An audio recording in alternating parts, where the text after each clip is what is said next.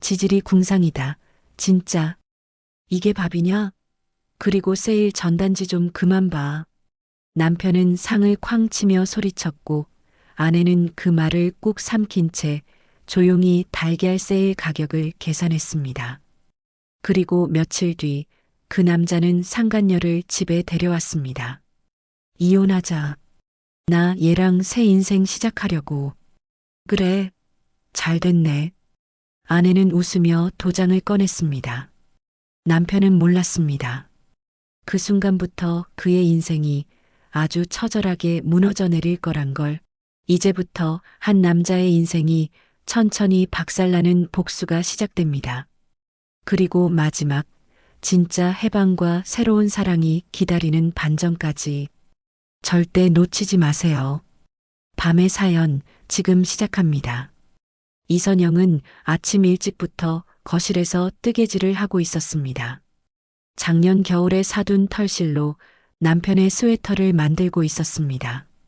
바늘 끝에서 한 땀 한 땀 정성스럽게 실을 엮어가며 이번 겨울에는 새 옷을 사지 않아도 될 것 같다고 생각했습니다. 여보, 아침 먹어. 이선영이 뜨개질을 정리하며 남편을 불렀습니다. 최재욱은 침실에서 나와 식탁에 앉으며 투덜거렸습니다. 또 뜨개질이야? 맨날 그것만 하고 앉아있네. 작년에 사둔 털실이 남았는데 버리긴 아까워서. 이선영이 밥상을 차리며 대답했습니다. 계란 후라이 하나, 김치, 그리고 어제 끓인 된장국을 데운 것이 전부였습니다. 메뉴가 이게 뭐야? 최재욱이 젓가락을 집으며 얼굴을 찌푸렸습니다. 다들 이렇게 살아, 그냥 먹어. 아, 진짜 미치겠네. 남편이 회사에서 얼마나 힘들게 일하는데 고작 반찬이 이게 다야? 아우 정말. 최재욱이 상을 손바닥으로 탁 치며 소리를 질렀습니다. 이선영은 가슴속에서 화가 치밀어 올랐지만 20년 넘게 함께 살아온 세월을 생각하며 꾹 참았습니다. 그래도 이 사람과 힘든 시절을 함께 견뎌왔는데 지금까지의 정을 한순간에 버릴 수는 없었습니다. 알겠어. 미안해. 요즘 경기가 너무 안 좋다고 하니까 나도 아껴야겠다 싶어서 그런 거야. 그리고 당신 회사도 예전만큼은 아니라고 하니까. 허이구, 아주 회사 대표 나셨네. 그래, 말 잘했다. 남편이 밖에서 죽어라 일해서 벌어온 돈으로 넌 집에서 편하게 쓰고 사니 좋냐? 최재욱의 목소리가 점점 커졌습니다. 이선영은 울컥 치밀어 오르는 화를 느꼈지만 익숙한 듯 반복되는 남편의 말들에 그만 말끝을 삼켰습니다. 아니, 왜 또 말을 그렇게 해? 또, 야, 내가 먼저 시작했냐? 네가 살림밖에 안 하는 주제에 아침밥을 이따위로 차려놓으니까 지금 이렇게 된 거 아니야? 최재욱은 한숨을 푹 쉬더니 젓가락으로 계란 후라이를 툭툭 찔렀습니다. 그리고 다른 집 여자들 좀 봐. 애는 애대로 잘 키우고 남편 뒷바라지에 자기 관리까지 깔끔하게 잘하더라. 넌 뭐 하나 제대로 하는 게 있냐? 푸석한 얼굴에 옷은 몇 년째 그 모양. 같이 다니기 창피해 죽겠어. 아주 그냥. 이선영은 최재욱의 모진 말들이 익숙한 듯 조용히 일어나 부엌으로 가서 어제 받아온 마트 전단지를 꺼냈습니다. 아무 말 없이 계산기를 꺼내 이번 주 장볼 목록을 적으며 하나하나 가격을 계산하기 시작했습니다. 최재욱은 그 모습을 보며 한숨을 쉬다 혀를 찼습니다. 너 내 말 무시하냐? 또 그런 거 하고 있어? 정말 꼴 보기 싫어 죽겠네. 달걀 한 판이 8,000원에서 7,000원으로 세일 중이네. 오늘 장 좀 봐야겠네. 아우 진짜. 지질이 궁상이다. 지질이 궁상이야. 1,000원 때문에 어이구.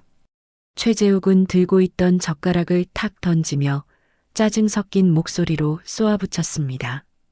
그 말에 이선영의 손이 잠시 멈췄습니다. 그녀는 고개를 들지 않은 채 천천히 입을 열었습니다. 나는 그래도 살림의 보탬이 되려고 어떻게든 아껴보려고 하는데 당신은 집에 들어와서 사람 마음 후벼 파는 말만 하잖아. 어이구, 이젠 말대답까지 하네. 이런 집구석으로 매일 퇴근에 들어오는 내 마음은 네가 알기나 하냐? 그 순간 이선영의 눈에서 조용히 눈물이 한 줄기 흘러내렸습니다. 입술을 꾹 깨문 그녀는 더 이상 어떤 말도 하지 않았습니다. 이봐, 또 울지? 지가 좀 불리하면 우는 게 주특기지. 그냥 미안하다, 잘하겠다 한마디 하면 끝날 일을 꼭 이렇게 만들더라. 답답하다 진짜. 최재욱은 마지막으로 짜증 섞인 숨을 내쉬고는 식탁을 박차고 나갔습니다.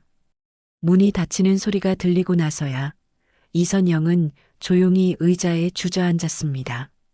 손등으로 눈물을 닦으려 했지만 어느새 두 볼은 이미 젖어 있었습니다. 그녀는 속으로 되뇌었습니다. 이게 정말 내가 꿈꾸던 가정이었나? 저녁 9시 도심의 한 술집. 최재욱은 퇴근 후 서유리와 마주 앉아 소주를 마시고 있었습니다. 서유리는 다리를 꼰 채 짧은 민소매 원피스 위로 손가락을 놀리며 술을 따랐습니다. 오빠 무슨 일 있었어? 얼굴이 안 좋은데? 서유리가 안주를 집어주며 물었습니다. 그냥 집구석만 생각하면 스트레스 받아 죽겠어, 정말. 집에 들어가기가 싫다. 얼굴만 보면 스트레스가 확 밀려온다니까. 최재욱이 소주를 단숨에 들이키며 말했습니다. 왜 그러는데? 서유리는 잔을 들며 고개를 갸웃했습니다. 요즘엔 진짜 답이 없어. 살이 확 불어가지고 옆에 앉아 있으면 땀 냄새 나고 숨 막혀. 피부는 푸석푸석, 머리는 떡지고 옷은 목이 다 늘어나가지고 어휴. 아, 진짜 심하긴 하네. 어떻게 그렇게까지 방치하고 살지? 서유리는 피식 웃으며 소주를 털었습니다. 근데 역시 유리야, 너는 정말 다르네. 얼굴도 예쁘고 몸매도 좋고 옷도 예쁘게 입고. 최재욱이 서유리의 손을 바라보며 말했습니다. 에이 뭘 부끄럽게. 근데 오빠, 우리 언제까지 이렇게 몰래 만나야 해? 서유리가 최재욱에게 안기면서 말했습니다. 아우 짜증나는데 그냥 질러버릴까?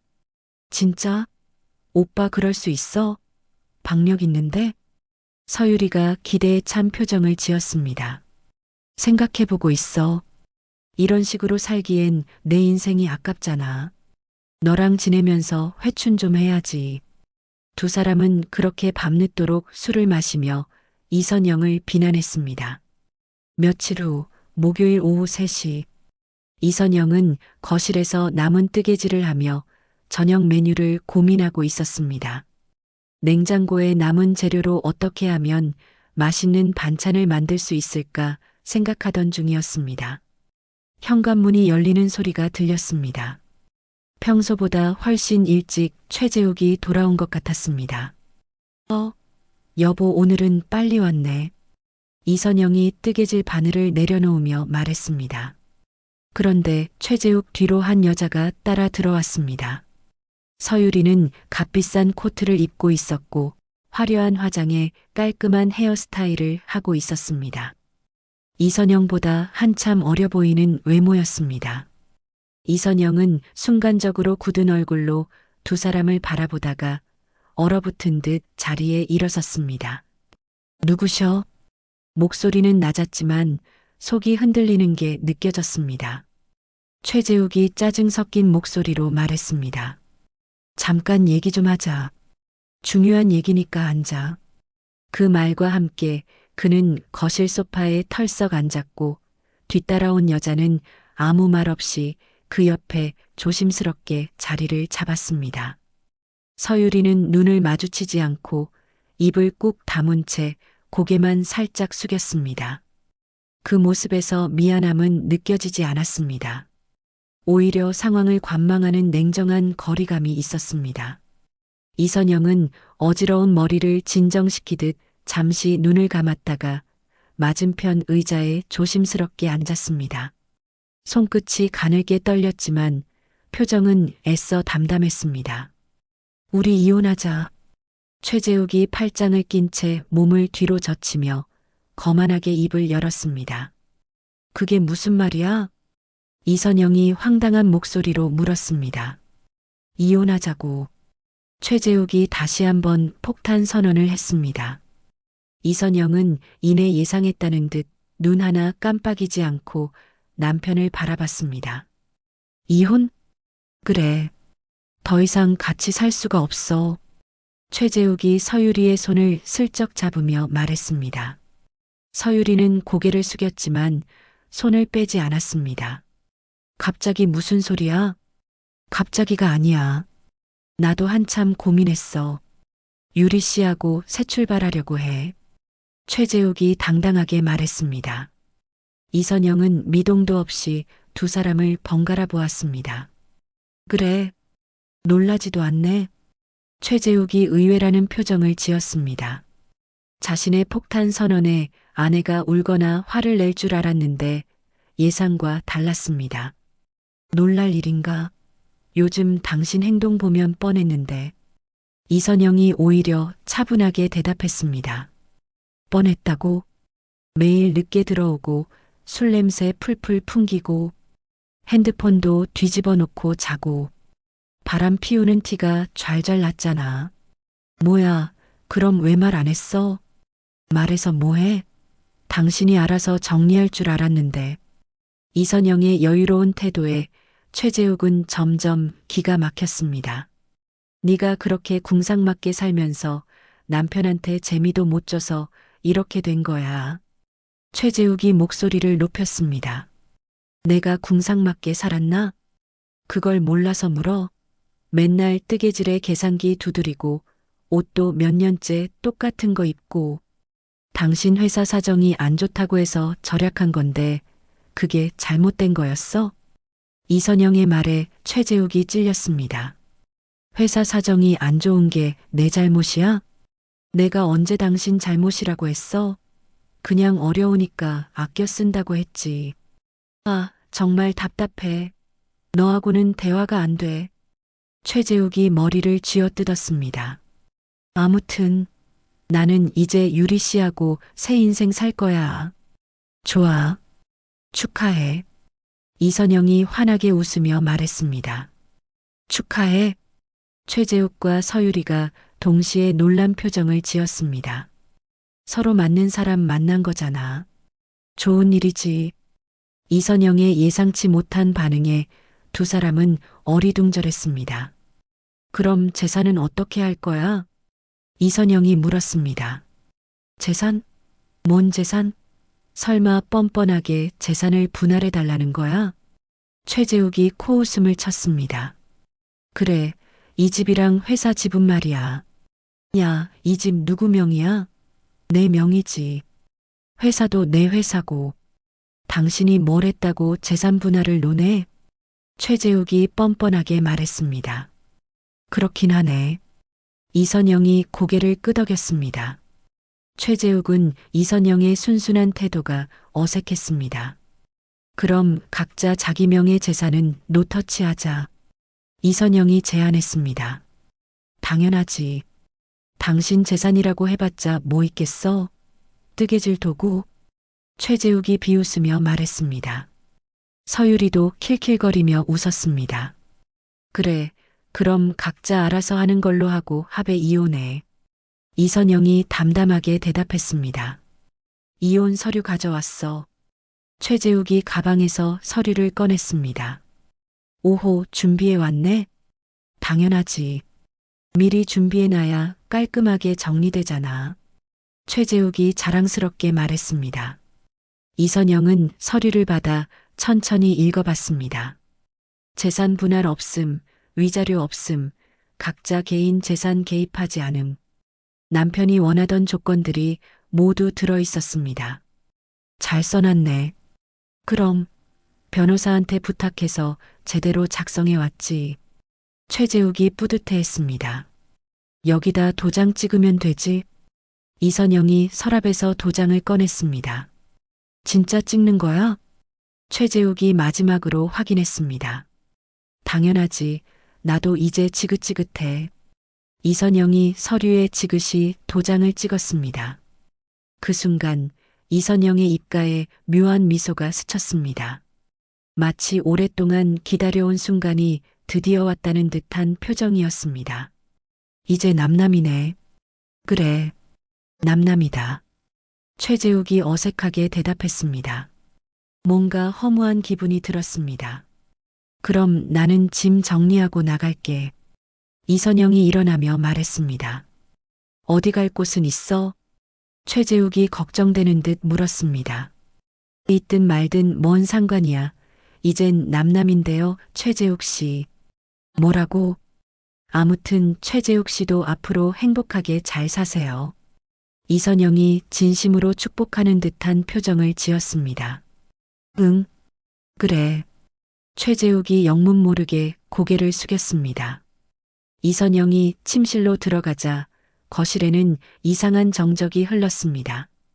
오빠, 뭔가 너무 쉽게 끝난 것 같지 않아? 서유리가 속삭였습니다. 그러게. 좀 이상해. 최재욱도 고개를 끄덕였습니다. 보통 여자들은 울고불고 난리를 치지 않아? 그러니까, 근데 너무 담담하네. 두 사람은 뭔가 찜찜한 기분을 지울 수 없었습니다. 한편 침실에서 이선영은 작은 가방 하나에 옷 몇 벌만 넣고 있었습니다. 20년 넘게 모은 물건들을 뒤로 한 채 가벼운 마음으로 짐을 쌌습니다. 거울 앞에 서서 자신의 모습을 바라보며 이선영은 다시 한번 미소를 지었습니다. 드디어 진짜 인생이 시작되는 순간이었습니다. 이혼 서류에 도장을 찍은 지 사흘째 되는 날, 이선영은 강남의 한 카페에서 친구 정미경을 기다리고 있었습니다. 창밖으로 보이는 바쁜 거리를 보며 이선영은 가방 속 이혼 서류를 만지작거렸습니다. 선영아. 정미경이 들어오며 반갑게 손을 흔들었습니다. 50대 초반의 정미경은 깔끔한 차림새에 밝은 표정을 하고 있었습니다. 미경아, 여기야. 이선영이 일어나 친구를 맞았습니다.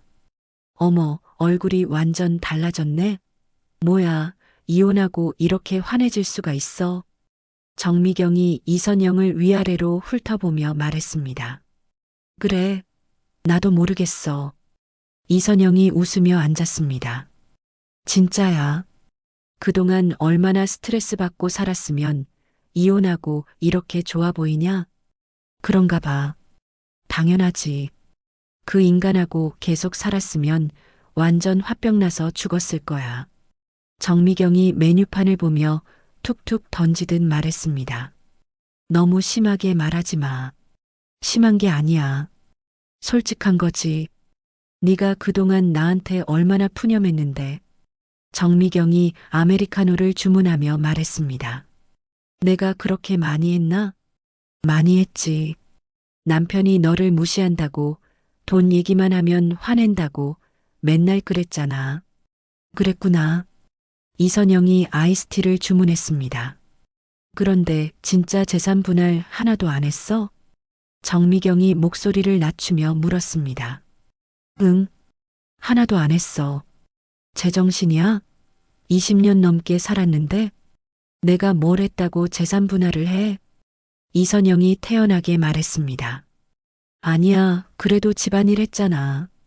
최재욱이 그러더라. 자기가 번 돈인데 왜 나누냐고. 정말 나쁜 놈이다. 그럼 너는 뭘 가지고 나온 거야? 정미경이 걱정스러운 표정을 지었습니다. 내 개인 물건들. 개인 물건이라니? 그럼 돈은? 내 돈 있지. 이선영이 자연스럽게 말했습니다. 내 돈? 무슨 돈? 정미경이 의아해했습니다. 용돈 모은 거. 용돈이 얼마나 된다고? 좀 있어. 이선영이 애매하게 웃었습니다. 야, 좀 있다는 게 얼만데? 몇백만 원? 몇천만 원? 정미경이 다그치듯 물었습니다. 그것보다 좀 많아. 얼마나? 한 15억 정도? 이선영이 작은 목소리로 말했습니다. 정미경이 아메리카노를 마시다가 기침을 했습니다. 엥? 뭐라고? 15억? 응. 야, 농담하지 마. 농담 아닌데. 이선영이 진지한 표정으로 말했습니다. 미쳤어? 15억이 어디서 나왔어? 나 투자 좀 했거든. 투자? 정미경이 눈을 동그랗게 뜨며 물었습니다. 응. 25년 전부터 주식이랑 코인도 좀 했어. 25년 전부터? 처음에는 용돈 10만 원으로 시작했는데 수익이 나더라고. 이선영이 차분하게 설명했습니다. 그래서 지금까지 계속 해온 거야? 응. 매달 생활비에서 절약한 돈으로 조금씩 모아서 투자했어. 최재욱이 몰랐어? 당연히 몰랐지. 알았으면 사업한다고 다 가져갔을 거야. 정미경이 고개를 끄덕였습니다. 맞아. 그 인간 성격에 그랬을 거야. 근데 어떻게 투자했는데 수익이 그렇게 난 거야? 처음에는 삼성전자 같은 대형주부터 시작했어. 그 다음에 바이오 주식도 하고, 비트코인도 좀 하고, 비트코인도? 응. 코로나 지나면서 대박 났거든. 이선영이 웃으며 말했습니다. 세상에. 그럼 최재욱은 끝까지 몰랐겠네? 몰랐겠지. 나한테는 아무런 관심도 없는데 아마 내가 집에서 뜨개질만 하는 줄 알았을 거야. 완전 대박이네. 뜨개질만 하는 줄 알았는데 15억을 모았다니. 정미경이 감탄했습니다. 그래서 이혼할 때도 재산 분할 안 하기로 합의했어. 재산 분할하면 내가 더 손해지 뭐. 내가 가져갈 게 없다고 생각했나 봐. 투자해서 번 돈 다 뜯길 뻔했네. 그러니까 최재욱이 먼저 이혼하자고 해서 얼마나 고마웠는지 몰라. 이선영이 속마음을 털어놓았습니다. 그러게 속으로 완전 좋아했겠는데? 당연히 좋았지. 내가 먼저 이혼하자고 하기는 좀 어려웠거든. 왜? 그래도 25년을 함께 살았는데 정도 있고. 정미경이 고개를 저었습니다. 너무 착해서 문제야. 그 인간이 얼마나 널 무시했는데. 그렇긴 하지. 그래도 이제 됐어. 다 끝났으니까. 정말 후련하겠다. 응. 이제 내 마음대로 살 수 있어. 이선영이 창밖을 바라보며 말했습니다. 부럽다. 나도 그런 남편이었으면 진작 이혼했을 텐데. 뭔 소리야, 이혼한 게 부럽다니. 너희 남편은 괜찮잖아. 그래도 가끔 답답해. 매일 똑같은 일상이라서. 정미경이 한숨을 쉬었습니다. 나처럼 변화를 줘봐. 새로운 거 시작하고. 이선영이 커피잔을 들며 미소를 지었습니다.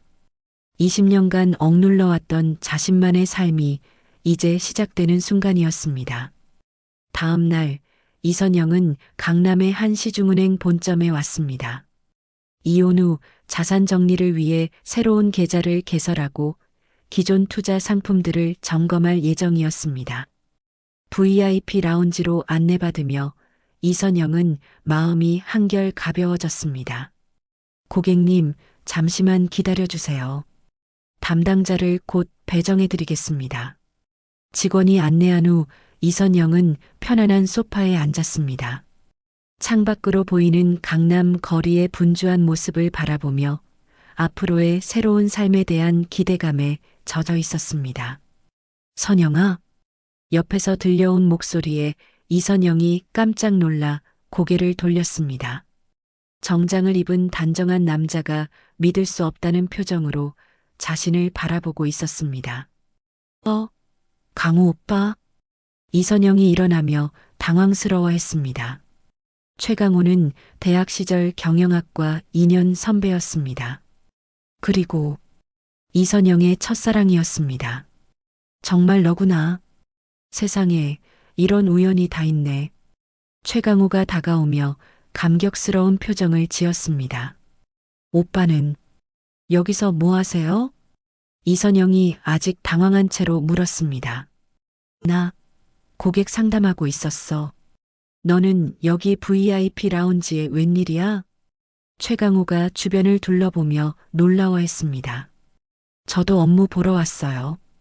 VIP 라운지에 우리 선영이가 이렇게 성공했구나. 최강호의 눈에 자랑스러움이 어렸습니다.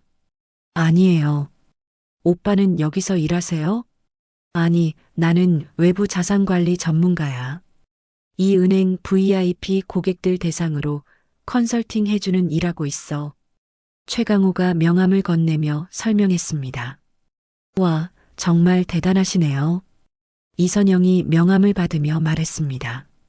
최강호, 프라이빗 뱅킹 전문가라고 적혀 있었습니다. 그런데 너, 결혼은 잘했어? 최강호가 조심스럽게 물었습니다. 이선영의 표정이 순간 어두워졌습니다. 아, 최근에 이혼했어요. 그랬구나. 미안, 갑자기 그런 얘기해서. 최강호가 당황하며 사과했습니다. 괜찮아요. 오히려 잘된 일이에요. 잘된 일이라니? 25년 동안 정말 힘들게 살았거든요. 이선영의 목소리가 조용해졌습니다.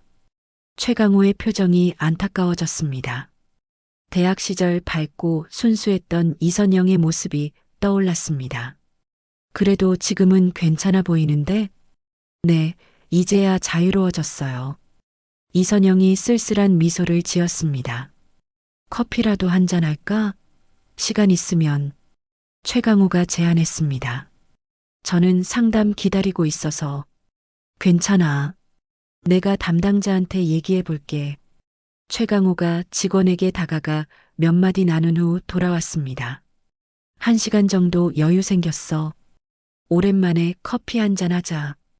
은행 1층 카페에 앉은 두 사람 사이에는 묘한 긴장감이 흘렀습니다. 30년 만의 재회인데도 서로를 알아보는 데는 한순간이면 충분했습니다. 정말 오랜만이다. 몇 년 만이지? 30년이요. 이선영이 대답했습니다. 30년. 벌써 그렇게 오래됐구나. 최강호가 감회에 젖은 표정으로 말했습니다. 오빠는 결혼하셨어요? 이선영이 조심스럽게 물었습니다. 응. 했었는데 10년 전에 나도 이혼했어. 아, 지금은 혼자 살고 있어. 최강호가 담담하게 말했습니다. 두 사람 사이에 잠시 침묵이 흘렀습니다. 대학 시절의 기억들이 물밀듯 밀려왔습니다. 혹시 그때 우리 왜 헤어졌는지 기억나? 최강호가 먼저 입을 열었습니다. 이선영의 가슴이 뛰기 시작했습니다. 기억하죠.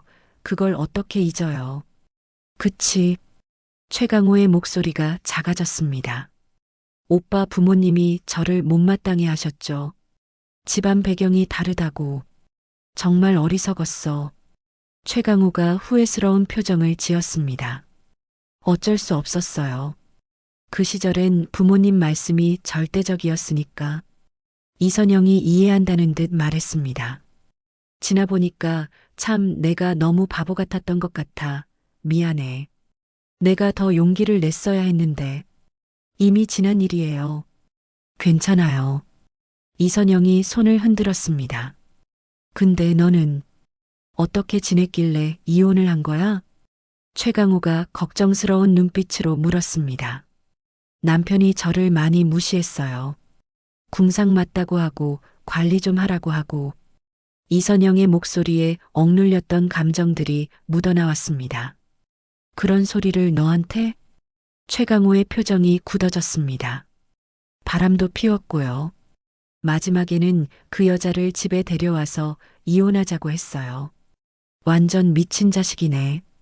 최강호가 주먹을 쥐었습니다. 괜찮아요. 이제 다 끝난 일이에요. 그리고 오히려 고마워요. 고맙다고? 덕분에 자유로워질 수 있었잖아요. 이선영이 밝게 웃으려 했지만 눈가가 촉촉해졌습니다. 최강호가 조심스럽게 손수건을 건넸습니다. 이선영이 눈가를 닦으며 말했습니다. 고마워요. 그래서 이제 어떻게 살려고? 아직 잘 모르겠어요. 일단은 그냥 좀 자유롭게 살고 싶어요. 혹시 복수 같은 건 생각 안 해? 최강호가 농담처럼 말했습니다. 이선영의 눈에 순간 차가운 빛이 스쳤습니다. 네, 복수요? 남편이 25년 동안 그렇게 힘들게 했는데 그냥 가만히 있기엔 억울하지 않아? 사실은 저도 생각은 해봤죠. 이선영이 주먹을 꽉 쥐며 말했습니다. 아, 진짜? 어떤 식으로? 그냥 뭐 그 사람이 가장 소중하게 생각하는 걸 빼앗는 거. 그게 뭔데? 돈이죠. 그 사람한테는 돈이 제일 중요하거든요. 이선영의 목소리가 차가워졌습니다. 최강호가 흥미로운 표정을 지었습니다. 역시 남자는 일단 능력이긴 하지. 혹시 구체적인 방법은 생각해 봤어? 아니요. 그 정도까지는 생각 안 해봤어요. 이선영이 한숨을 쉬었습니다. 최강호가 잠시 생각하더니 입을 열었습니다. 내가 도와줄까? 네. 정말요? 나는 금융계에서 15년간 일했잖아. 이런 일들 많이 봤거든. 어떤 일들요? 욕심 많은 사업가들이 잘못된 투자에 손 떼다가 망하는 일들.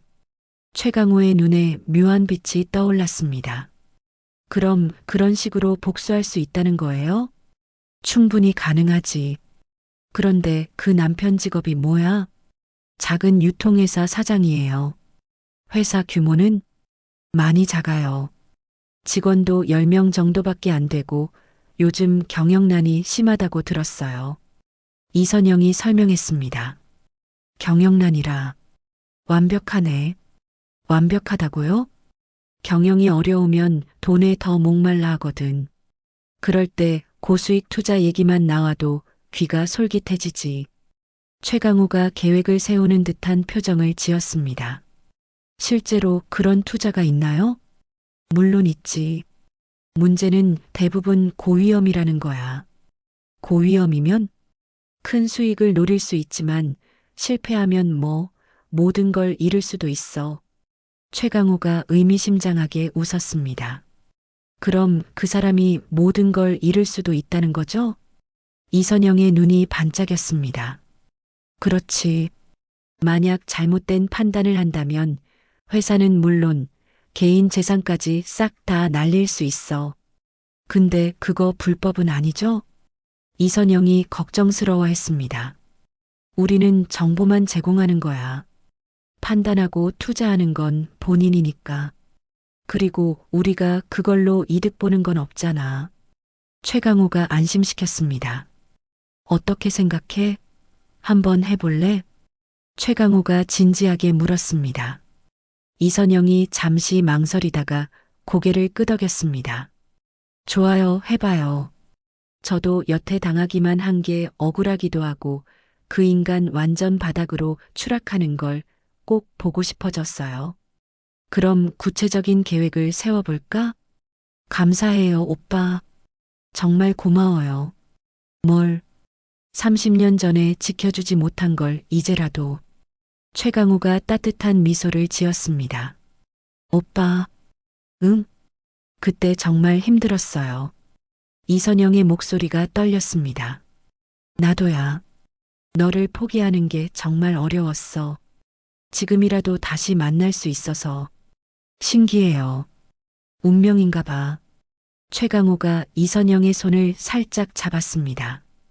이선영이 깜짝 놀라 손을 빼려 했지만 최강호가 부드럽게 잡고 있었습니다. 미안. 너무 반가워서. 괜찮아요. 이선영의 볼이 살짝 붉어졌습니다. 내일 오후에 만나자. 구체적인 작전을 세워보자고. 네, 알겠어요. 두 사람은 연락처를 교환하며 카페에서 나왔습니다. 내일이 기대되네요. 이선영이 미소를 지으며 말했습니다. 나도. 최강호가 의미심장하게 웃으며 답했습니다. 은행을 나선 이선영은 차가운 겨울바람을 맞으며 가슴이 두근거리는 것을 느꼈습니다. 복수에 대한 기대감과 함께 30년 만에 다시 만난 첫사랑에 대한 설렘이 교차했습니다. 일주일 뒤 토요일 오후, 최재욱은 거래처 사장과 골프를 치기 위해 강남의 한 고급 골프클럽에 왔습니다. 요즘 경영난 때문에 스트레스가 심했는데 오랜만에 골프로 기분 전환을 하려고 했습니다. 18홀을 마치고 탈의실에서 샤워를 하던 중 옆 락커에서 누군가 전화 통화를 하고 있었습니다. 네, 이번 달 수익률이 어떻게 나왔나요? 상대방의 목소리가 들렸습니다. 38%요? 아, 좀 아쉽네요. 지난달이 45%였는데. 최재욱이 귀를 기울였습니다. 그래도 만족스럽습니다. 다음 달에는 50% 넘을 수 있을까요? 전화를 끊은 후 그 남자가 최재욱 쪽을 보며 미소를 지었습니다. 아, 죄송합니다. 통화 소리가 컸나요? 아니에요, 괜찮습니다. 최재욱이 대답했습니다. 정장을 입은 그 남자는 50대 초반으로 보였고 품격 있는 외모에 자신감 넘치는 분위기였습니다. 저는 최강호라고 합니다. 최재욱입니다. 반갑습니다. 두 사람이 악수를 나누었습니다. 혹시 사업하시나요? 최강호가 물었습니다. 네, 작은 유통회사 운영하고 있습니다. 그러시군요. 저는 개인 투자를 하고 있어서. 아, 그래서 아까 수익률 얘기를 하셨군요. 최재욱이 관심을 보였습니다. 네, 월 수익률이 30%대가 나와서 만족하고 있습니다. 월 30%요? 정말 대단하시네요. 그러면 1,000만 원 투자하면 다음 달에 그게 1,300만 원이 된다는 말씀인가요? 최재욱의 눈이 반짝였습니다. 네, 맞아요. 운이 좋았죠. 요즘 좋은 투자처를 찾았거든요. 최강호가 겸손하게 말했습니다. 혹시 실례가 안 된다면 어떤 투자인지 여쭤봐도 될까요? 해외 부동산 개발 프로젝트입니다. 해외요? 최재욱이 더욱 관심을 보였습니다. 네, 동남아시아 쪽 리조트 개발 사업인데 수익률이 정말 좋아요. 그런 좋은 투자처가 있군요. 사실 아무나 할 수 있는 건 아니어서 고급 정보거든요. 최강호가 의미심장하게 말했습니다. 고급 정보라고요? 네, 일반인들은 접근하기 어려운 프로젝트예요. 그럼 어떻게 알게 되신 건가요? 최재욱이 궁금해했습니다. 제가 예전에 금융계에서 일했거든요. 그때 인맥으로 알게 된 거죠. 아, 그러시구나. 지금은 개인 투자만 하고 있는데 이 프로젝트 덕분에 수익이 엄청나요. 최강호가 만족스러운 표정을 지었습니다. 정말 부럽네요. 저는 요즘 사업이 어려워서. 최재욱이 한숨을 쉬었습니다. 아이고, 사업이 어려우시군요. 요즘 워낙 다들 힘들다고 하던데. 네, 경기가 안 좋다 보니까. 그럼 더더욱 투자를 생각해 보세요. 사업 수익만으로는 한계가 있잖아요. 최강호가 조언했습니다. 그렇긴 한데 어떤 투자를 해야 할지 모르겠어요. 제가 하고 있는 이 프로젝트 정말 괜찮은데. 최강호가 잠시 망설이는 척했습니다. 혹시 저도 할 수 있을까요? 최재욱이 기대에 찬 표정을 지었습니다. 글쎄요. 제가 직접 소개해 드릴 수는 없고. 왜 안 되나요? 저도 투자자 신분이라서 다른 분들을 직접 소개하기는 좀 그렇거든요.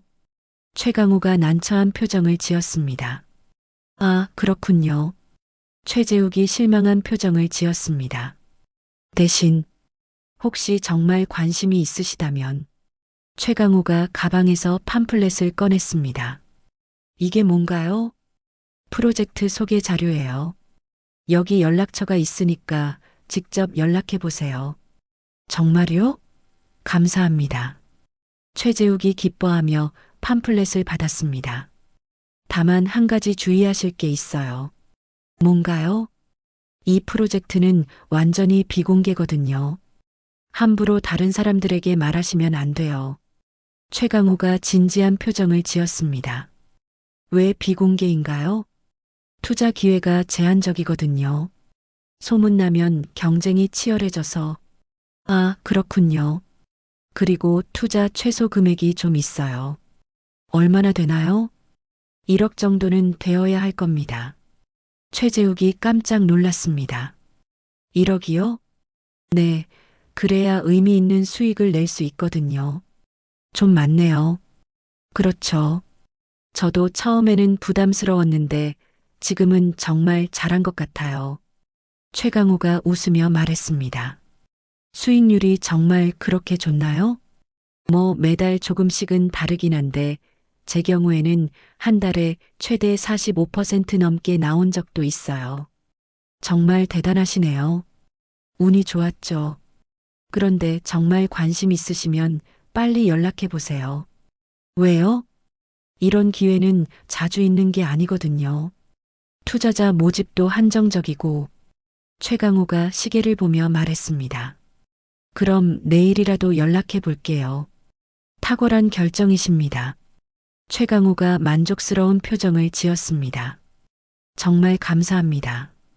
이런 좋은 정보를 알려주셔서. 뭐요? 다 같이 잘 되면 좋죠. 같이 사업하는 분이니까.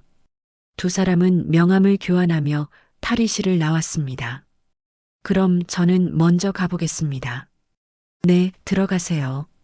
최강호가 떠난 후 최재욱은 혼자 팜플렛을 자세히 살펴봤습니다. 프리미엄 해외 부동산 개발 투자라는 제목과 함께 화려한 리조트 사진들이 가득했습니다. 월 30% 수익률이라. 최재욱이 중얼거렸습니다. 이런 기회가 또 언제 올까? 최재욱은 점점 투자에 대한 욕심이 생겼습니다. 회사 경영난도 해결할 수 있고 개인 재산도 늘릴 수 있는 절호의 기회처럼 보였습니다. 그날 저녁 최재욱은 서유리와 만나 이 얘기를 꺼냈습니다. 유리야, 오늘 골프장에서 신기한 사람을 만났어. 누구인데 오빠? 서유리가 관심을 보였습니다. 투자 전문가인데 월 수익률이 30%가 넘는데. 30%? 정말? 응, 해외 부동산 투자를 한다더라고. 최재욱이 흥미진진하게 설명했습니다. 수익률이 그렇게 좋아? 40% 넘을 때도 있다던데? 와, 대박이네. 서유리가 눈을 반짝였습니다. 그렇지? 나도 깜짝 놀랐어. 그럼 투자하는 거야? 아직 고민 중이야. 돈이 좀 많이 필요해서. 최재욱이 팜플렛을 보여주며 말했습니다. 얼마나 필요한데? 최소 1억. 1억이면 적진 않네. 서유리가 팜플렛을 자세히 살펴보며 말했습니다. 회사 자금 써야 하는데 좀 위험하잖아. 그래도 월 30% 수익률이면 해볼 만하지 않아? 요즘 같은 세상에 그런 기회가 어디 있어? 서유리가 최재욱을 부추겼습니다. 그렇긴 해. 오빠가 그런 고급 정보를 접할 수 있는 사람이니까 알려준 거 아니야? 오, 맞는 말인데? 최재욱이 점점 설득되어 갔습니다. 나는 오빠를 믿어. 오빠 판단력 좋잖아. 서유리의 말에 최재욱이 자신감을 얻었습니다. 그래, 한번 해보자. 어차피 인생은 한 방이야. 좋았어, 가보자고. 우리의 행복한 앞날을 위해. 서유리가 만족스러운 표정을 지었습니다. 최재욱이 화장실에 간 사이 서유리는 혼자 앉아 팜플렛을 다시 한번 훑어봤습니다. 그리고는 입가에 묘한 미소를 지었습니다. 제대로 걸려들었어. 드디어 시작이네. 서유리가 작은 목소리로 중얼거렸습니다. 그 미소에는 오랫동안 기다려온 순간이 드디어 왔다는 듯한 만족감이 담겨 있었습니다. 사실 이 이야기의 시작은 6개월 전 이선영이 아직 최재욱과 이혼하기 전으로 거슬러 올라갑니다. 이선영은 거실에서 뜨개질을 하며 저녁 드라마를 보고 있었습니다. 최재욱은 또 늦게 들어온다며 연락도 없이 나간 상태였습니다. 요즘 들어 남편의 귀가 시간이 점점 늦어지고 있었지만 이선영은 묻지 않았습니다. 딩동. 현관벨이 울렸습니다. 이선영이 시계를 보니 밤 9시가 넘어 있었습니다. 누구지? 이선영이 인터폰을 확인했지만 화면이 잘 보이지 않았습니다. 누구세요? 최재욱 씨 댁 맞나요? 젊은 여자의 목소리였습니다. 네, 맞는데 누구시죠? 잠깐 말씀드릴 게 있어서 왔어요. 이 늦은 시간에 어떤 일이시죠? 이선영이 경계심을 드러냈습니다. 정말 중요한 얘기가 있어서요. 최재욱 씨에 관한 일이에요. 여자의 목소리에 간절함이 묻어 있었습니다. 이선영이 잠시 망설였습니다. 남편에 관한 일이라니 혹시 무슨 사고라도 난 걸까 싶었습니다. 잠깐만요. 이선영이 문을 열자 30대 후반으로 보이는 여자가 서 있었습니다. 깔끔한 옷차림에 화장을 한 모습이 이선영과는 사뭇 달랐습니다. 안녕하세요. 서율이라고 합니다. 여자가 정중하게 인사했습니다. 서율이요? 처음 듣는 이름인데 저희 남편이랑 어떤 관계신지 이선영이 냉정하게 물었습니다. 그게 직접 말씀드리기가 좀 그런데 서율이가 머뭇거렸습니다. 그럼 돌아가세요. 이 시간에 알지도 못하는 분을 집에 들어오시라 할 순 없죠. 이선영이 문을 닫으려고 했습니다. 잠깐만요. 최재욱 씨가 저랑 만나고 있어요. 서율이가 급하게 말했습니다. 이선영의 손이 멈췄습니다. 뭐라고요? 죄송해요. 이렇게 갑자기 찾아와서 만나고 있다는 게 무슨 뜻이에요? 이선영의 목소리가 차갑게 변했습니다. 서율이가 고개를 숙였습니다. 그게 사귀고 있다는 뜻이에요. 근데 정말 할 말이 있어서 온 거예요. 이선영은 상간녀가 제 발로 찾아왔다는 사실이 화나는 것을 넘어 황당하기까지 했습니다. 뭐라고요? 이 여자가 정신 나갔나? 상간녀가 무슨 하고 싶은 말이 있다고 이 시간에 찾아와? 네 남편 내가 가로챘으니 조용히 찌그러져라. 이선영이 팔짱을 끼며 물었습니다. 아니요. 그런 게 아니라 여기서 말하는 것보다는 상간녀가 집에 들어오시겠다? 할 말 있으면 여기서 하세요. 아니면 돌아가고. 이선영이 단호하게 말했습니다. 서율이가 잠시 망설이더니 가방에서 편지 봉투를 꺼냈습니다. 그럼 이걸 드릴게요. 편지? 네. 제가 하고 싶은 말을 다 써놨어요. 서율이가 편지를 이선영에게 건넸습니다. 제가 이걸 왜 받아야 하죠? 이선영이 손을 뒤로 뺐습니다. 부탁드려요. 꼭 읽어주세요. 아니, 이 여자가 지금 장난하나? 그럼 여기 두고 갈게요. 서율이가 편지를 현관 앞에 놓았습니다. 가져가요. 이선영이 소리를 높였습니다. 안 읽으시면 후회하실 거예요. 서율이가 의미심장하게 말했습니다. 뭘 후회한다는 거예요? 그 모든 걸 편지에 써놨어요. 서율이가 돌아서며 말했습니다. 잠깐, 이봐요. 이선영이 불렀지만 서율이는 이미 계단을 내려가고 있었습니다. 이선영은 현관 앞에 놓인 편지를 내려다봤습니다. 하얀 봉투에 이선영님께라고 정성스럽게 써져 있었습니다. 이선영이 편지를 집어들었습니다. 봉투를 만지작거리다가 결국 호기심을 이기지 못했습니다. 집으로 들어가서 편지 봉투를 뜯었습니다. 안에는 정성스럽게 쓴 편지가 들어 있었습니다. 이선영님께 갑작스럽게 찾아뵈어 죄송합니다. 저는 서율이라고 하고 최재욱 씨와 특별한 관계입니다. 알고 계실지 모르겠지만 남편분은 요즘 저와 많은 시간을 보내고 계십니다. 하지만 제가 이 편지를 쓰는 이유는 그 때문이 아닙니다. 라고 시작하는 편지는 꽤나 긴 내용이었습니다. 이선영이 편지를 읽고 난 후 한동안 멍하니 앉아 있었습니다. 남편의 바람은 어느 정도 예상하고 있었지만 이런 충격적인 배경이 있을 줄은 몰랐습니다. 다음 날이 되어서야 이선영은 서유리에게 전화를 걸었습니다. 여보세요. 서유리 씨 맞나요? 저 이선영이에요. 아, 연락해 주셔서 감사해요. 서유리의 목소리에 안도감이 묻어 있었습니다. 편지 읽었어요. 어떠셨어요? 솔직히 믿기지 않아요. 정말인가요? 이선영이 조심스럽게 물었습니다. 네, 모든 게 사실이에요. 그럼 한번 만나서 얘기해요. 언제가 좋으실까요? 내일 오후 어때요? 좋아요. 어디서 만날까요? 근처 카페로 할게요. 위치는 문자로 보낼게요. 알겠어요. 감사해요. 전화를 끊은 이선영은 복잡한 심정이었습니다. 남편의 바람 상대가 복수를 위해 접근한 여자라니 상황이 예상보다 복잡했습니다. 내일 만나서 자세한 얘기를 들어봐야겠어. 이선영이 편지를 다시 한번 읽으며 중얼거렸습니다. 과연 서유리가 말한 것이 모두 사실일까?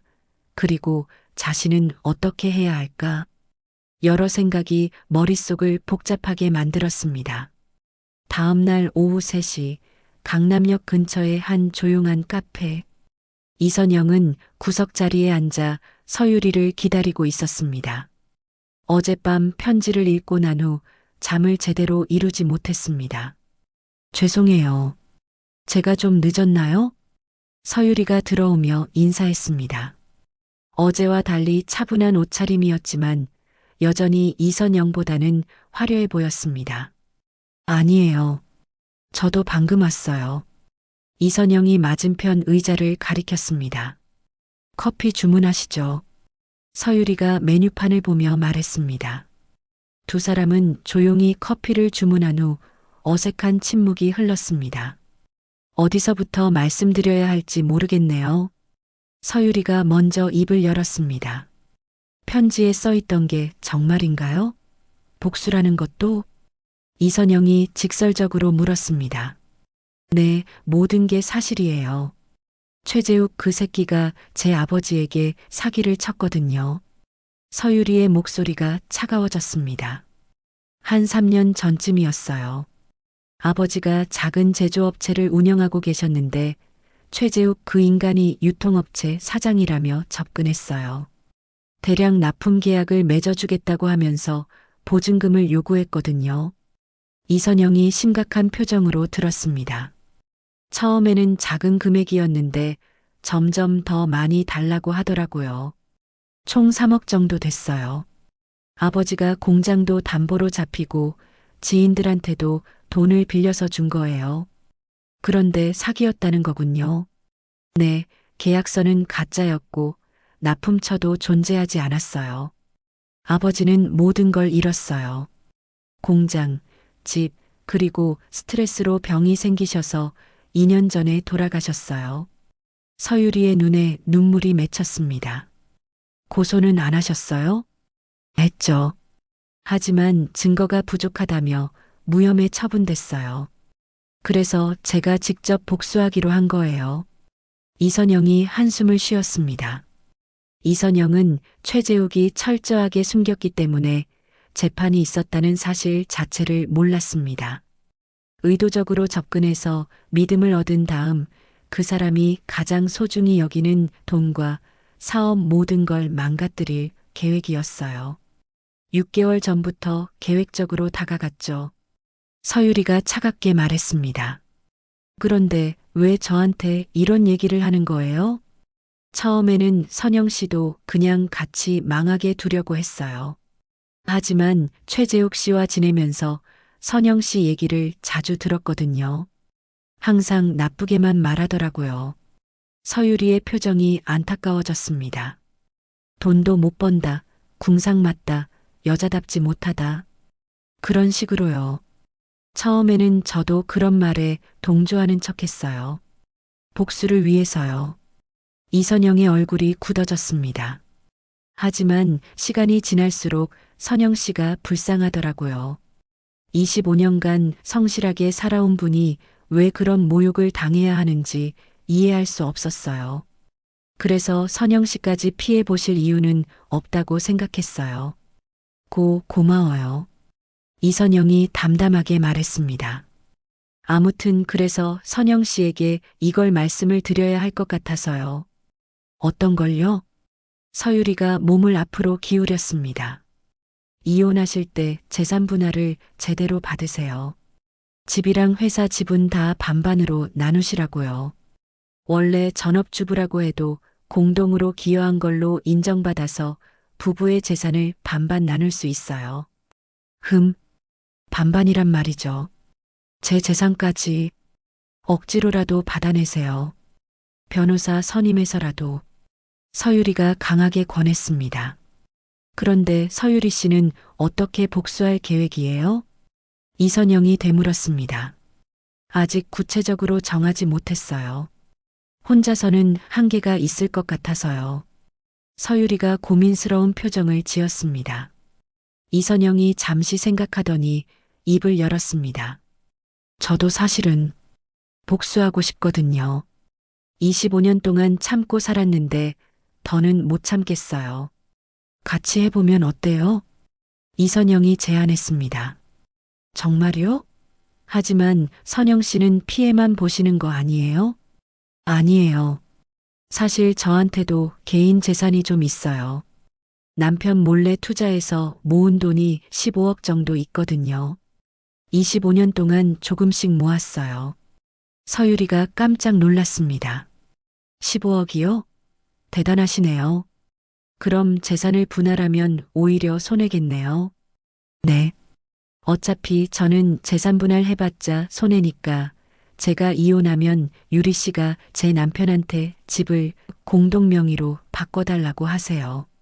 제가 복수를 성공한 후에 집값의 반을 서유리 씨가 가져가세요. 이선영이 구체적으로 제안했습니다. 정말 그래도 될까요? 서유리가 감동한 표정을 지었습니다. 네, 어차피 저는 가지지도 못할 거. 반이라도 누가 뺏어가야 속이 더 시원할 것 같아요. 그럼 이제 구체적인 복수 계획을 세워야겠네요. 어떻게 할까요? 서유리가 물었습니다.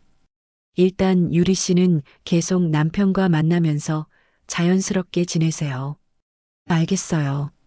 저는 이혼을 미리 대비할게요. 남편이 먼저 이혼하자고 하면 좋겠지만 오빠가 조만간 먼저 말할 것 같아요. 요즘 계속 선영 씨 불만만 얘기하거든요. 서유리가 확신에 찬 목소리로 말했습니다. 그럼 다행이에요. 이혼 후에 본격적인 복수를 시작하죠. 어떤 방법으로요? 돈으로 유혹해서 함정에 빠뜨리는 거예요. 저희 남편이 가장 욕심내는 게 돈이잖아요. 이선영이 의미심장하게 웃었습니다. 구체적인 계획은 이혼 후에 다시 만나서 세워요. 지금은 서로 연락처만 알고 있고 조심스럽게 행동해야 해요. 알겠어요. 그런데 정말 괜찮으세요? 위험할 수도 있어요. 서유리가 걱정했습니다. 괜찮아요. 지금까지 그 인간하고 살아온 걸 생각하면 이 정도는 아무것도 아니에요. 이제는 25년간 참아온 분노를 터뜨릴 때가 됐어요. 유리 씨도 아버지 원수를 갚는 거니까 조심하세요. 네. 우리 둘이 힘을 합쳐서 그 나쁜 놈을 완전히 박살내버려요. 네, 그렇게 하시죠. 두 사람이 악수를 나누며 은밀한 동맹을 맺었습니다. 카페를 나서며 이선영은 마음속에 새로운 희망이 생겼습니다. 이제 혼자가 아니었습니다. 같은 목표를 가진 동료가 생긴 것입니다. 복수라. 이선영이 입가에 차가운 미소를 띠며 중얼거렸습니다. 25년간 참아온 분노가 이제 폭발할 준비를 하고 있었습니다. 이혼 후 일주일이 지난 어느 오후 강남의 한 호텔 라운지. 이선영은 서유리와 최강호를 기다리며 창밖을 바라보고 있었습니다. 드디어 본격적인 복수를 시작할 때가 온 것입니다. 선영아. 최강호가 먼저 도착해 이선영에게 다가왔습니다. 오빠 와주셔서 고마워요. 당연하지. 그런데 함께 온다는 분은 곧 올 거예요. 정말 중요한 사람이거든요. 잠시 후 서유리가 들어왔습니다. 이선영이 손을 흔들어 자리를 알려줬습니다. 안녕하세요. 서유리가 정중하게 인사했습니다. 유리 씨, 이분이 제가 말씀드린 최강호 씨예요. 안녕하세요. 최강호입니다. 최강호가 명함을 건네며 인사했습니다. 서유리라고 해요. 잘 부탁드려요. 세 사람이 자리에 앉자 이선영이 입을 열었습니다. 오빠 유리 씨에 대해서 간단히 설명드릴게요. 응, 얘기해봐. 유리 씨는 사실 제 남편의 바람 상대예요. 최강호가 놀란 표정을 지었습니다. 바람 상대? 네. 하지만 복수 목적으로 접근한 거예요. 이선영이 서유리의 사연을 자세히 설명했습니다. 아버지가 최재욱에게 사기를 당해 파산하고 병으로 세상을 떠난 이야기까지. 와, 그런 일이 있었구나. 최강호가 심각한 표정으로 고개를 끄덕였습니다. 그래서 저희 둘이 함께 복수하기로 한 거예요. 흥미롭네. 그럼 구체적으로 어떻게 할 계획이야? 최강호가 관심을 보였습니다. 저번에 오빠가 말한 계획 있잖아요. 아, 그거. 그 계획대로 진행하면서 서유리 씨가 도와주면 될 것 같아요. 이선영이 설명했습니다. 어떻게요? 유리 씨가 옆에서 투자를 부추기는 거예요. 서유리가 고개를 끄덕였습니다. 좋네. 선영아, 내가 구체적인 방안이 떠올랐어. 내가 유리 씨한테 설명해 줄게. 최강호가 몸을 앞으로 기울였습니다. 이 프로젝트는 실제로는 사기성이 짙은 투자예요. 사기라고요?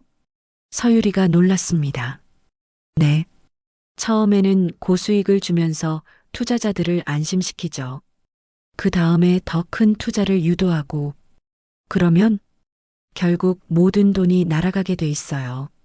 최강호가 냉정하게 말했습니다. 그럼 의도적으로 사기에 빠뜨리는 거네요? 이선영이 확인했습니다. 그렇죠. 하지만 저는 직접 판매하지 않았으니까 법적 책임은 없어요. 완벽하네요. 문제는 타이밍이에요. 언제 얼마나 투자하게 만들 것인가. 최강호가 핵심을 짚었습니다. 최재욱은 욕심이 많은 사람이라 처음에 맛을 보면 더 큰 돈을 투자할 거예요. 서유리가 최재욱의 성격을 분석했습니다. 그럼 1단계로 1억 정도 투자하게 하고 수익을 보여준 다음 2단계나 3단계로 더 큰 돈을 넣게 유도하는 거네요. 이선영이 정리했습니다. 맞아요. 다음 단계에서는 회사 자금은 물론 개인 재산까지 모두 털어넣게 만들어야 해요. 최강호가 구체적으로 설명했습니다. 그런데 그렇게 큰 돈을 어떻게 구하게 할까요? 서유리가 궁금했습니다. 신용대출도 받게 하고 집이랑 회사 자산도 담보로 잡게 만들어야죠. 그런데 사기꾼들이 언제 먹고 나를 줄 알고? 서유리가 물었습니다. 최재욱이 모든 재산을 투자에 쏟아부은 다음에 저희가 움직일 거예요. 최강호가 답했습니다. 그때 사기 증거를 관련 기관에 제보하는 거죠. 이선영이 덧붙였습니다. 그래서 유리 씨 역할이 가장 중요해요. 이선영이 강조했습니다. 제가요? 네. 최재욱 옆에서 계속 투자를 부추겨야 하고 전 재산을 모두 투자한 타이밍을 저희에게 알려줘야 해요. 할 수 있을 것 같아요. 최재욱이 제 말을 정말 잘 들어요. 서유리가 자신했습니다. 그럼 일정을 정해볼까요? 이선영이 제안했습니다. 1단계는 이미 시작됐으니까 한 달 정도 후에 첫 수익을 보여주고요. 최강호가 계획을 세웠습니다. 그 다음 2단계까지는 얼마나 걸릴까요? 2, 3개월 정도 보면 될 것 같아요. 그럼 내년 초쯤에는 모든 게 끝나겠네요. 이선영이 계산했습니다. 맞아요. 그때쯤이면 최재욱은 완전히 파산 상태가 될 거예요. 최강호가 확신했습니다. 자, 그럼 우리의 완벽한 복수 계획이 완성됐네요. 이선영이 만족스러운 표정을 지었습니다. 성공할 거예요. 반드시. 최강호가 자신있게 말했습니다. 25년간 저를 무시하고 유리 씨 아버님을 망가뜨린 그 나쁜 놈을 완전히 파멸시키는 거예요. 이선영의 목소리에 냉기가 서렸습니다. 아버지, 이제 곧 원수를 갚을 수 있을 것 같아요. 서유리가 하늘을 올려다보며 중얼거렸습니다. 세 사람은 서로를 바라보며 은밀한 미소를 지었습니다. 완벽한 복수 계획이 시작된 순간이었습니다. 2개월 후, 최재욱은 회사 사무실에서 통장을 보며 환하게 웃고 있었습니다. 첫 번째 투자한 1억 원이 2달 만에 1억 7천만 원이 되어 돌아온 것입니다. 유리야, 정말 대박이야. 최재욱이 서유리에게 전화를 걸었습니다. 뭐가 그렇게 좋아? 서유리가 일부러 모르는 척했습니다. 투자 수익금이 들어왔어. 7천만 원 수익이야.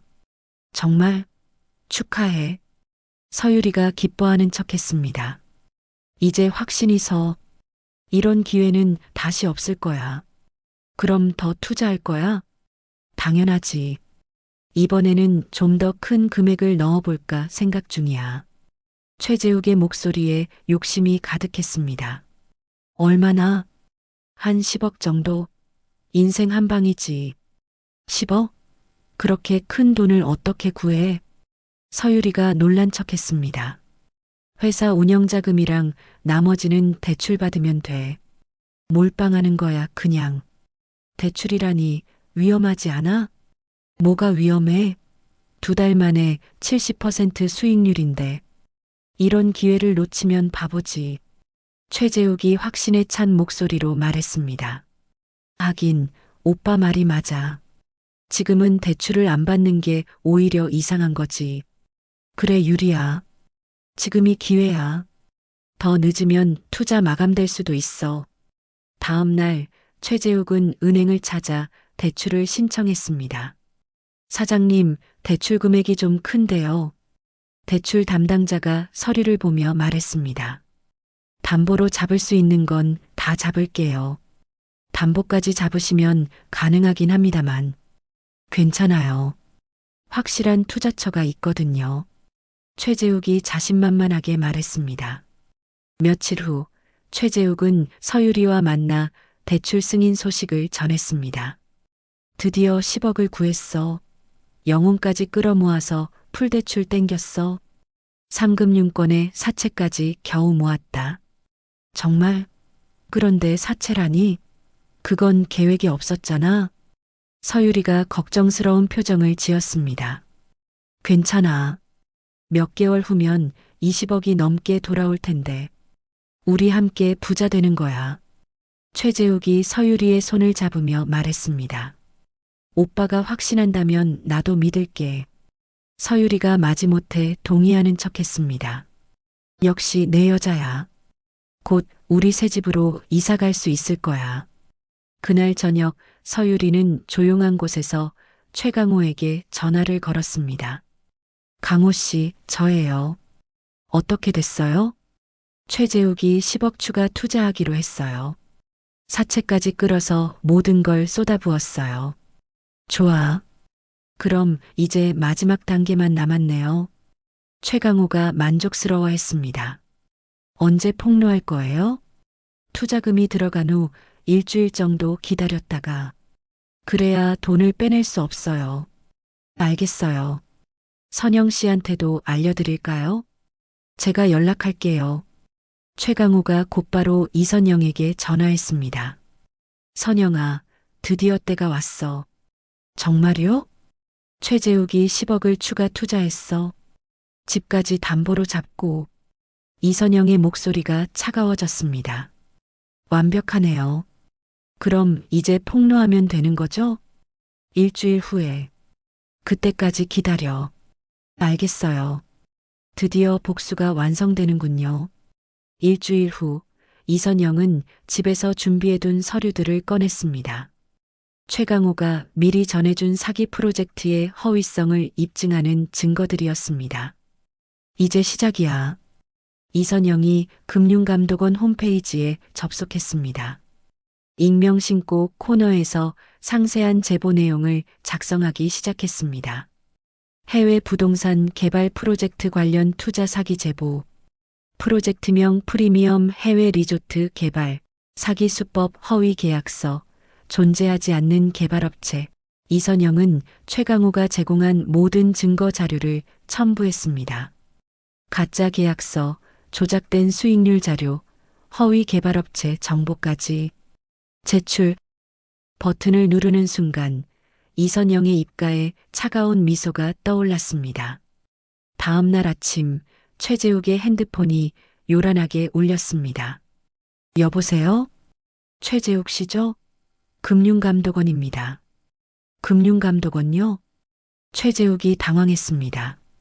사장님께서 투자하신 해외 부동산 프로젝트 관련해서 수사가 시작됐습니다. 수사라니요? 사기 혐의로 수사기관에 수사 의뢰가 들어갔습니다. 피해자로 진술서 작성 부탁드립니다. 전화를 끊은 최재욱은 급하게 투자회사에 전화를 걸었습니다. 여보세요? 제 투자금 상황이 어떻게 되나요?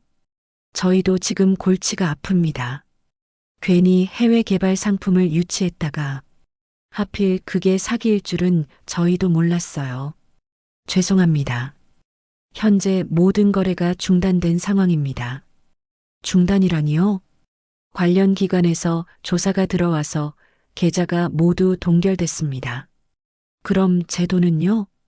현재로서는 환불이 어려운 상황입니다.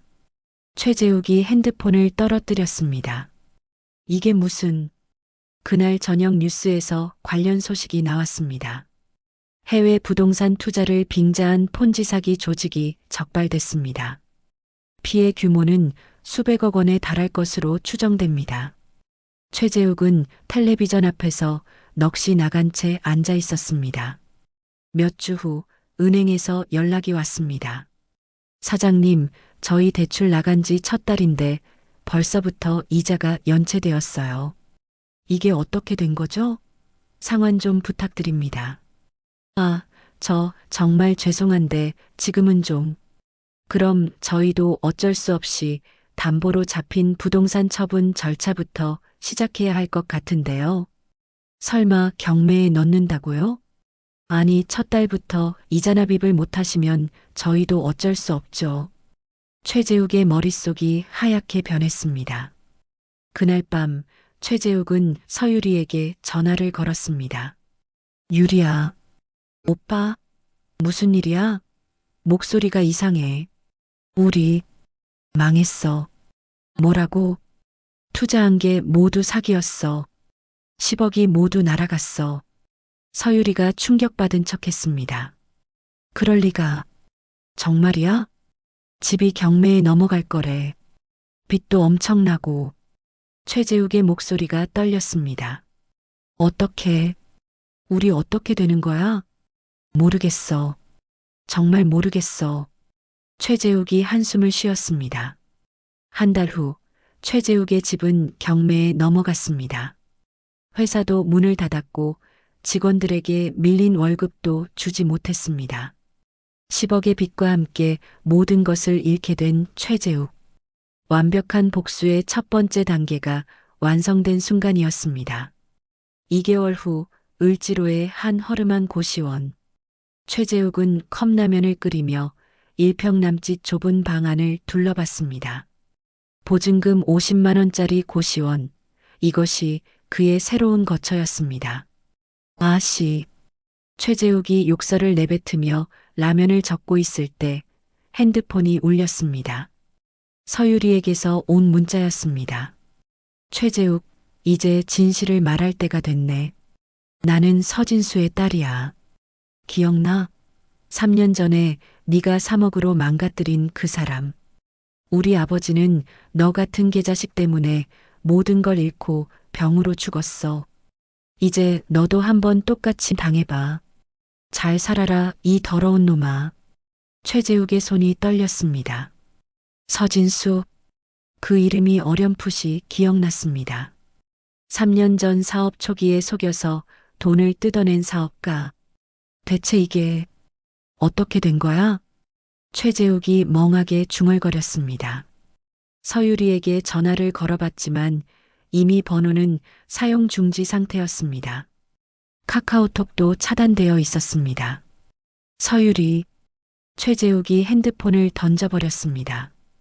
일주일 후 최재욱은 동네 편의점에서 야간 알바를 시작했습니다. 50세의 나이에 시간당 최저임금을 받으며 일하는 신세가 되었습니다. 최재욱은 거울 앞에 서서 자신의 모습을 봤습니다. 몇 달 만에 확 늙어버린 얼굴, 구부정한 어깨, 이선영에게 그토록 궁상맞다고 비난했던 그 모습 그대로였습니다. 내가 이렇게 됐구나. 최재욱이 쓴웃음을 지었습니다. 한 달이 더 지난 어느 날 최재욱은 용기를 내어 이선영에게 전화를 걸었습니다. 여보세요. 이선영의 목소리가 들렸습니다. 예전과 달리 여유롭고 당당한 톤이었습니다. 선영아, 나야. 누구시죠? 이선영이 차갑게 반응했습니다. 나야, 최재욱. 그동안 어떻게 지냈어? 그냥 뭐 행복하게 잘 지내고 있지. 그런데 무슨 일이야? 나 잘못했어. 정말 미안해. 최재욱의 목소리가 떨렸습니다. 갑자기 이제 와서 25년 동안 너를 무시하고 상처 주고 정말 미안해. 괜찮아. 이선영의 목소리에는 감정이 없었습니다. 다시 시작할 수 없을까? 응, 당연히 안 되지. 우리는 이미 남남인데. 선영아, 제발. 당신 덕분에 나는 요즘 너무 행복하게 지내고 있어. 고마워. 이선영의 말에 최재욱이 절망했습니다. 그럼 그냥 한 번만 만날 수는 없을까? 왜? 그냥 제대로 사과하고 싶어서. 잠시 침묵이 흘렀습니다. 알겠어. 그럼 마지막으로 한 번만 만나줄게. 이선영이 동의했습니다. 다음 날 오후 강남의 한 카페. 최재욱은 구겨진 옷을 입고 초라한 모습으로 앉아 있었습니다. 이선영이 들어왔습니다. 예전과는 완전히 다른 모습이었습니다. 고급스러운 옷차림, 단정한 헤어스타일, 자신감 넘치는 표정. 선영아. 최재욱이 일어나며 인사했습니다. 앉아. 이선영이 걔한테 명령하듯 차갑게 말하며 맞은편에 앉았습니다. 많이 변했네. 응, 나는 25년 만에 최고 전성기를 맞이했어. 나도. 많이 변했지? 최재욱이 쓸쓸하게 웃었습니다. 응, 많이 변했네. 예전에 나한테 했던 말 기억나? 지질이 궁상맞다고 했잖아. 이선영의 말에 최재욱이 고개를 숙였습니다. 미안해. 지금 당신 모습이 딱 그래. 정말 지질이 궁상맞아 보여. 이선영의 차가운 말에 최재욱이 더욱 위축되었습니다. 선영아, 제발 용서해줘. 용서? 25년 동안 날 무시하고 바람 피우고 이혼할 때는 빈손으로 쫓아낸 사람이 지금 와서 용서를 구해? 정말 잘못했어. 최재욱이 눈물을 흘렸습니다. 울지 마. 보기 흉해. 궁상이다 진짜. 쯧쯧. 이선영이 한심하다는 듯 혀를 끌끌 차며 말했습니다. 나 이제 정말 아무것도 없어. 집도 돈도 회사도 모든 걸 잃었어. 그래서 다시 시작할 수 있게 도와줄 수 없을까? 최재욱이 간절하게 부탁했습니다. 이선영이 작은 미소를 지었습니다. 최재욱, 내가 뭘 도와줄 수 있을까? 당신한테 난 그냥 궁상맞은 여자잖아. 선영아, 당신이 나한테 했던 말 기억해? 당신 같은 여자랑은 못 살겠다고 했잖아. 그건 맞아. 나 같은 여자랑은 못 사는 게 맞지. 그래서 이혼한 거잖아. 이선영이 일어나며 말했습니다. 앞으로 연락하지 마. 난 새로운 인생을 살고 있거든. 선영아, 제발. 최재욱이 소리쳤지만 이선영은 돌아보지 않고 카페를 나갔습니다. 최재욱은 혼자 남아 고개를 떨구고 있었습니다. 주변 사람들의 시선이 따가웠지만 신경 쓸 여력도 없었습니다. 그날 밤 최재욱은 원룸에서 혼자 술을 마시며 생각했습니다. 이게 내 인생이구나. 최재욱이 중얼거리며 소주잔을 기울였습니다. 창밖으로 보이는 네온 사인들이 흐릿하게 번져 보였습니다. 한때는 자신도 저런 화려한 세상의 주인공이라고 생각했는데 지금은 그 모든 것이 꿈이었던 것처럼 사라져버렸습니다. 최재욱의 처량한 몰락이 완성된 순간이었습니다. 1년 후 제주도의 한 고급 리조트. 이선영은 바다가 내려다 보이는 테라스에서 여유롭게 와인을 마시며 석양을 바라보고 있었습니다. 옆자리에는 최강호가 앉아 함께 노을을 감상하고 있었습니다. 정말 아름답다. 최강호가 수평선 너머로 떨어지는 해를 바라보며 말했습니다. 맞아요. 이런 풍경을 혼자 봤다면 아쉬웠을 텐데. 이선영이 최강호를 바라보며 미소를 지었습니다. 우리가 이렇게 함께 있을 줄 누가 알았을까? 30년 전에는 상상도 못했어요. 이선영이 와인잔을 돌리며 말했습니다. 그때 부모님 반대가 없었다면 어땠을까? 최강호가 아쉬워하며 물었습니다. 글쎄요. 어쨌든 지금이 더 좋아요. 왜? 그때는 아무것도 몰랐잖아요. 인생이 뭔지, 사랑이 뭔지. 이선영이 차분하게 말했습니다. 맞아. 지금은 서로를 제대로 알고 선택한 거니까. 최강호가 고개를 끄덕였습니다. 바람이 불어와 이선영의 머리카락을 살랑살랑 흔들었습니다. 최강호가 자연스럽게 손으로 그녀의 머리카락을 정리해 주었습니다. 고마워요. 뭘? 당연한 걸. 두 사람이 자연스럽게 손을 잡았습니다. 웨이터가 다가와 정중하게 말했습니다. 손님들, 특별한 이벤트를 준비했는데 보러 가시겠어요? 무슨 이벤트요? 이선영이 물었습니다. 해변에서 불꽃놀이가 있습니다. 와, 좋네요. 가볼까요? 이선영이 최강호를 바라보며 말했습니다. 당연히 가야지. 두 사람은 손을 잡고 해변으로 향했습니다. 백사장에는 이미 많은 커플들과 가족들이 자리를 잡고 있었습니다. 여기 어때? 최강호가 조용한 구석을 가리켰습니다. 좋아요. 두 사람이 모래 위에 앉아 불꽃놀이가 시작되었습니다. 화려한 불꽃들이 밤하늘을 수놓으며 터져 나왔습니다. 와, 정말 예쁘다. 이선영이 하늘을 올려다보며 감탄했습니다. 너만큼 예쁘지는 않아. 최강호가 이선영을 바라보며 말했습니다. 뭘 그런 말을. 이선영이 부끄러워하며 고개를 돌렸습니다. 선영아. 네. 나랑 결혼해 줄래? 최강호가 갑자기 진지해지며 말했습니다. 이선영이 깜짝 놀라 최강호를 바라봤습니다. 갑자기 뭐예요? 갑자기가 아니야. 30년을 기다린 거야. 최강호가 주머니에서 작은 상자를 꺼냈습니다. 오빠, 30년 전에 못해준 프로포즈를 지금이라도 하고 싶어? 최강호가 한쪽 무릎을 꿇으며 반지 상자를 열었습니다. 다이아몬드 반지가 불꽃놀이 빛에 반짝였습니다. 이선영, 나와 결혼해 줄래? 남은 인생 함께 행복하게 살자. 이선영의 눈에 눈물이 맺혔습니다. 오빠, 정말 괜찮아요? 저는 이혼한 여자인데. 나도 이혼한 남자야. 그런 게 뭐가 중요해? 지금의 너만 중요해. 하지만, 선영아, 대답해줘. 최강호가 간절한 눈빛으로 바라봤습니다. 이선영이 눈물을 닦으며 고개를 끄덕였습니다.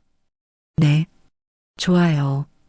최강호가 환하게 웃으며 일어나 이선영을 안아주었습니다. 고마워. 정말 고마워. 주변 사람들이 박수를 치며 축하해 주었습니다. 최강호가 이선영의 손에 반지를 끼워 주었습니다. 예뻐요. 너만큼 예쁘지는 않아. 두 사람이 웃으며 포옹했습니다.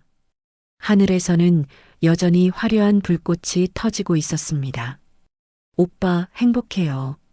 나도야. 25년 동안 참고 살았던 시간이 아깝지 않아요. 왜? 그 시간이 있었기 때문에 지금의 행복이 더 소중하거든요. 이선영이 최강호의 품에 안기며 말했습니다. 맞아. 모든 일에는 이유가 있나 봐. 그런 것 같아요. 파도가 백사장에 부딪히며 하얀 거품을 만들어냈습니다. 불꽃놀이가 끝나고 별들이 하나둘 떠오르기 시작했습니다.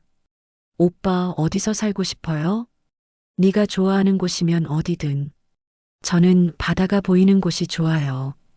그럼 여기 제주도는 어때? 최강호가 제안했습니다. 정말요? 응. 여기서 새로운 시작을 하는 거야. 좋아요. 두 사람이 서로를 바라보며 미소를 지었습니다.